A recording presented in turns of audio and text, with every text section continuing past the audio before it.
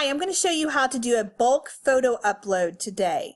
So normally in the past we've been able to upload up to 10 photos at one time, and now you can upload pretty much as many as you want. 10, 100, 200, 500, up to 3,200 photos and images into one folder. So let me show you how. This is going to blow your mind.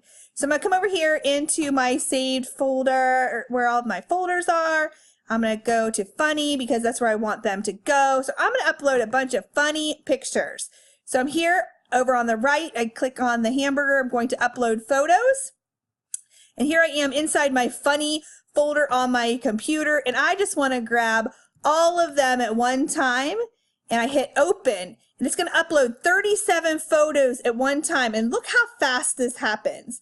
It's going to upload all of these photos at one time directly into that funny folder. Boom, done. That's how easy that was.